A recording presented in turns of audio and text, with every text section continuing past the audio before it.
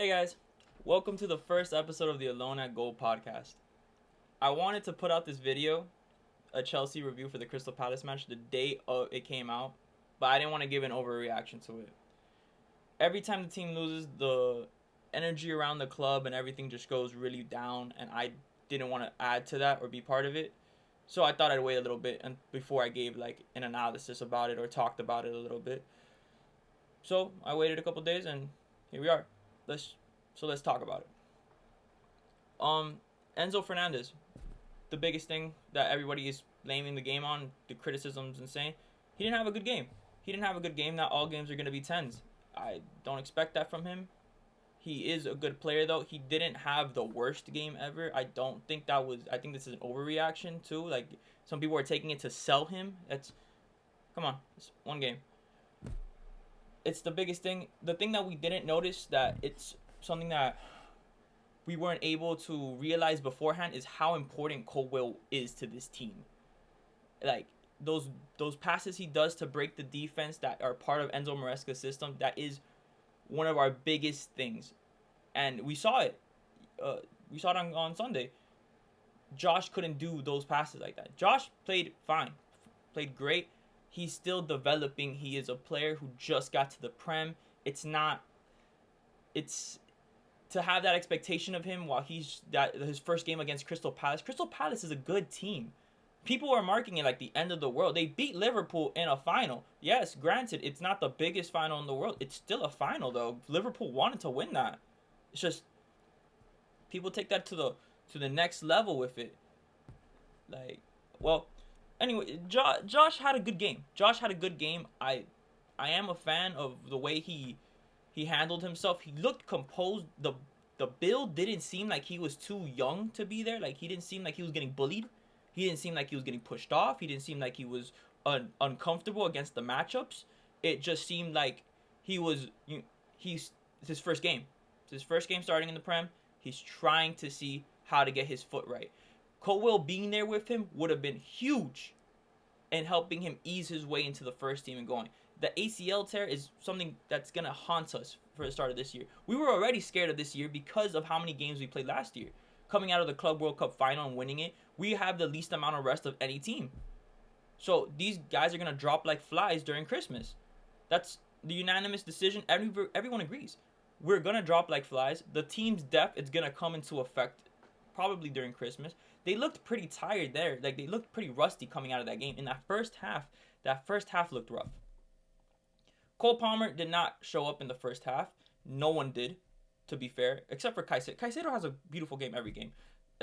He's above the rules. He's above the exception. He's not what we're talking about here. Giddens looked raw. We thought he was more developed than he was. He's not. So we're going to have to give him time. I don't know if he's an upgrade necessarily on Noni. I hope he is. He looks like he could be, but Noni was a really good dribbler. The problem with Noni was his shot on goals. He could not deliver that final shot. He didn't have that purpose to shoot. He would dribble, and then ball got taken away or ball out of his feet. It's one of the biggest things with Jackson as well. Jackson just never shot. So that's with the defense. Cucurella and Reese played fine. Cucurella has honestly been probably my third or second best player that's untouchable on this team. Do you know how many games he played last year? The minutes he put up at the same level? Hato needs to come in for him already. He needs to rest. We're going to end up losing Cucurella at an important part of the season, and I can't deal with that. I don't know if Hato can take over his role. That role is way too vital to be giving it up last minute like that in a vital game. But yeah, let's talk about the strikers. Joao Pedro, Delap, they came on, they played. We were all expecting Joao Pedro to give a goal. We were expecting Joao Pedro to actually run this league rampant with being the best signing of the summer for strikers. That wasn't the case. He didn't look like he had a proper footing in there. He didn't really have that many shots. He dribbled a couple times past defenders. He had maybe one good open look. When Delap came on, he had more looks. He had better opportunities from what I could tell. So I'm more it's about who we're playing against and what Enzo Maresca wants to do in that moment of who we're starting. And that's kind of what I like about it. I don't like the fact that we always had to put Jackson at 9, no matter what the team was. We have options now. Delap has been in this league for a year. He knows what this league it takes to play against the big clubs, break the low blocks. Pedro also knows that. He's played it. Biggest thing with Pedro was before we got him from Brighton, his non-penalty goals were very low. His open play goal, we didn't think it was gonna be a problem because of his past form. Like, what is it, 5 goals in 5 games? That's an insane run. But nonetheless, that run is over. Now it's up to Enzo Maresca to decide what kind of formation he wants to run to start. The biggest thing with Enzo Maresca over the last year, Poch, when Poch was here, is that in our second halves we come alive so much more than the first half. That's the beauty of it. We think this team's gonna come out and they're gonna go in all head to low. With Poch, I always assumed the team was gonna get worse because Poch always liked to hold leads, especially 0-0s. He didn't go for goals. He'd put Alfie Gilchrist on. He wouldn't go for the game. Enzo Maresca does. He does the switches we need to get the games going. Trust the manager. Trust the manager. He knows what he's doing. I have full faith in him. Let's talk about Estevao. Generational talent. First game, he bullied 3 players off of him. They doubled him most of the game. Bullied off of him. He's young. He's like 17, 18, and he doesn't look like he's uncomfortable. That's the biggest thing. He doesn't look like he's uncomfortable on the ball. He attacks the goal immediately. He doesn't do that pass back first. He gives those passes, but his main goal is to go after the goal, put the ball in the middle, go for the attack. He's not afraid of the challenge. He's not afraid of who he's up against. He doesn't know these defenders. He knows, I want a goal, so he goes after it. That's the kind of hunger that we could develop. Honestly, the way it's looking now, the way he played, I think Giddens is going to get benched next game. Pedro's going to go on the left, and Esteval's going to start on the right. He looked that good. He's going to start Friday. At least to me, he looks like he's going to start Friday. Esteval looks great. He looks like really good talent. Giddens looked way more raw than him, and he played in the Bundesliga for a year or two, I think. He's been there for a while. You would think Giddens is more far along than Estevao is. Absolutely not. Absolutely not. I won't hear that. I'm not gonna talk about that. It's ridiculous to think that. People are asking for Chalobah to get out of the team. I don't know why. Chalobah's always been a good center back. He's never been the best center back. He always gives minimum 7 out of 10 performances.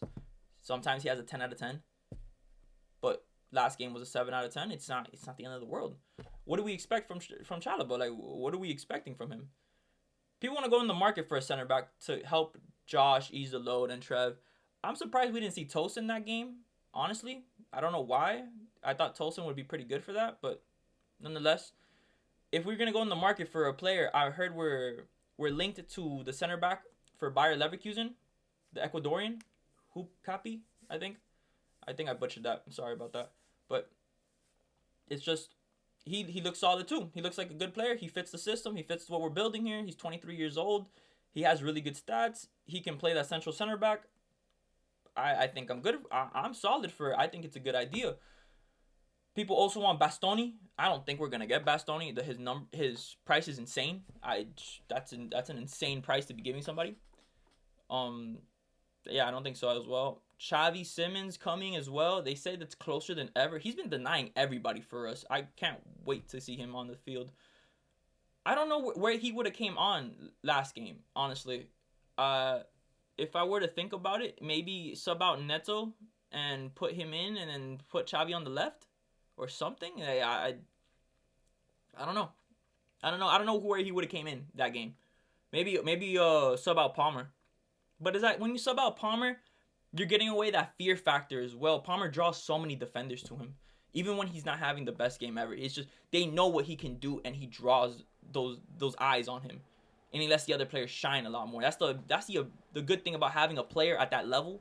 He's able to do those things. He's able to draw the attention. That's the biggest thing with Hazard as well. When Hazard was playing, a lot of the defenders were built with the idea we need to stop Hazard. So other players could flourish next to him. They didn't let him go for free, but it was a lot easier than getting doubled all the time. So yeah, I mean, I don't know if subbing Palmer out's the best thing. I don't mind subbing him out most for a good number of games because he can't be perfect every game. He's not gonna have a good game every game. He's been in like a little bit of a rut.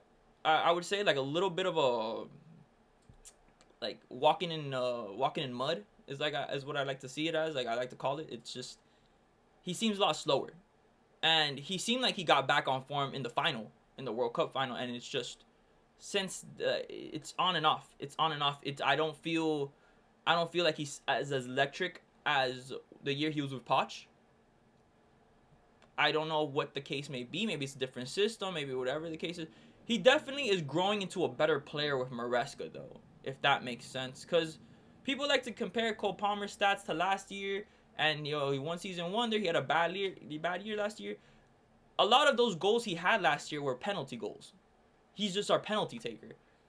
Take away those penalty goals, I want to see the stats compared right now, and it's just if it's better, it's not by much. It's not by an insane amount. So that's another thing as well. Yeah, I mean, let's talk about the free kick.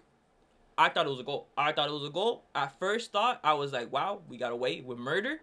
We got a goal. We got a goal taken away. This is crazy. And I just got away. After reviewing it again, though, you could see why. He pushed Caicedo out the way. You can't make a hole that wasn't already there. A hole's a hole. Like, I guess it's one of those things that just, like, you think about afterwards. Like, I probably my head would have been on Mars if I was a Crystal Palace fan there. Like, wow, I can't believe that happened. But, it is what it is. That Glasner team is really good. People really do sleep on that Glasner team. And I think it's because they think Eze is going to leave. And there's a chance Eze leaves to Arsenal now, but if he doesn't, that team's still good. Top half finish. Has Europe this year. They're gonna do better. I assume so. That defense is really good. And honestly, for Josh's first game, he's not gonna have tougher challenges than what he went against with Crystal Palace. It's gonna be maybe a handful of teams that are a lot tougher, like 5 more teams. No, it's one of those things that just people over exaggerate about Josh. I think he still is raw, and he needs more development and guidance. That's the beauty of having veteran players on the team. They can ease the player into their first year. They can help them navigate all the things, how to manage your body for the season, how to handle certain opponents that you can't take, how to call for help, fitting into Maresca's system a lot better. Josh was in Maresca's system last year as well. Like, Maresca pulled him out. So I'm not really worried about him fitting tactically. Maresca likes him. He wants him. It's obvious. It's one of those things that just he needs him. I just think he's very raw and he's not there yet. I think we can get a Josh performance that we could all be like, wow, he's next up in about 5 games, 6 games. Once he has his feet settled in, he's ready to go. Not all players hit the ground running. He showed promise though. He showed promise. Not all players hit the ground running. They need time to have their foot. They need time to develop, especially when you're swapping center back pairings all the time. We did Josh and Trev for the first time. I haven't seen that before. Josh also played on right back a couple times for Maresca during the Conference League. So a lot of things like that we got to see. Let's talk about Andre Santos. He looked good. He had an open shot. Didn't bury it. Happens. He looked good. He was an obvious upgrade from Enzo for this game. Enzo was off his game. Andre Santos coming in is a pretty good thing. Like, it's not something to hold your head over. Like, wow, let's get rid of Enzo, sell him immediately, and get Andre on the field. Like, no, they can play together. They can roll together. My biggest worry is when Lavia comes back. When Romeo Lavia comes back and Wesley Fofana. Fofana has an injury history. That's his biggest thing. That's his biggest problem. It's unfortunate, but we can never count on him to be healthy for a full season. But when him and Levi were there for most of the season, we were competing. We were in a title race till Christmas. We were top 2. We were right there with Liverpool. It just fell through. Team was too unexperienced. They're too young.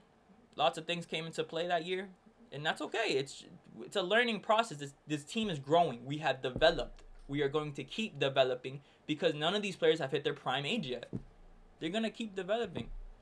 Let's talk about Robert Sanchez. Bob. I mean, solid. I honestly I feel a lot more comfortable with Robert Sanchez since the World Cup final, since I've seen him do it in a final, and I got to see that game live, so I saw how good he was live. Those balls he was playing through the air, he's a ball playing goalkeeper. I could see why Maresca said that since he played like that during the final. I don't know if that translates to the league. I don't know if that translates to the Premier League. He looked like he struggled a little bit compared to that form. I don't think we're ever gonna see that form again. But we're champions of the world for 4 years, so he could just do it again in another 4 years. But realistically, I don't know if he's next up. I don't think we should go in the market for a goalkeeper right now. Realistically, I don't know who we would get. I don't know who would be such a huge upgrade that would change levels for us. He's solid enough to keep for the year, and he's solid enough to get us top 4 again. That's the biggest issue, and that's the biggest gripe we had with him last year. We didn't think he was good enough to get us top 4. He should be able to get good enough to get us now, and that's where it comes into. Pedro Neto, people like to not like Pedro Neto for some reason. The eye test shows me he's good. I'm watching him. I like the way he gets on the ball. He attacks the goalkeeper as well. He goes in. He knows how to switch his feet. The dribbling makes sense. His crosses are actually something of a beauty. We saw that with Joao Pedro against the AC Milan game. He could find them. He could find them with the headers, especially with Liam Delap as well. Like, we're gonna have good nines there. Like, Pedro Neto's a solid player to have. But evidently a lot of people just like to use the scapegoats. Last year it was Jackson and Noni all the time. Anytime they touched the field, it's their fault. We lost. It's their fault. It doesn't have to be everyone's fault this time. We had 70% possession this game with 2 XGs. We should have scored. We should have scored in the second half. We should have won the game. That's just the bare facts. We should have won the game. We were dominating them the whole second half. The first half was a lot more back and forth, back and forth. The second half looked like a team that wanted to win. Again, I think it's fine margins. Fine margins, we would have won that game. We would have won that game. We would have taken the 3 points. We would have been like, okay, that was a little close. But either way, we didn't lose. That's the biggest thing, is that we did not lose this game. And we're going for it. Yeah, so overall, that's how the game felt. The other team looked good. Henderson, every time we play against a team, I feel like we up their goalkeeper's level. They always have a good game against us, and I don't get why. I don't understand why. It's because of our shooting, because we're not picking the right spots, because the goalkeeper just decided to have a good game that game. Every game, goalkeepers have their best performances with us. We can literally go through the league, and a lot of them have their best performances against us. Hopefully that changes. Hopefully that changes over time. It's just one of those things that are gonna eventually happen. Yeah. Overall, decent game. It is what it is. It's not a loss. Can't hate on a loss. It just is what it is. But well, that's for the first episode reaction of our Crystal Palace versus Chelsea game. 0-0 game week 1. Hopefully I could do this again for game week 2 and oncoming weeks. It's our first episode, so bear with me. Things will be a little better. Creating content hasn't always been my specialty. I'm going to try to learn with you guys. Please leave suggestions in the comments to help me grow this. Help me give you guys better insights. You guys want it better structured or something? Let me know. I'm all ears. I want to know. I want to understand. But yeah, thank you for coming and listening to the podcast.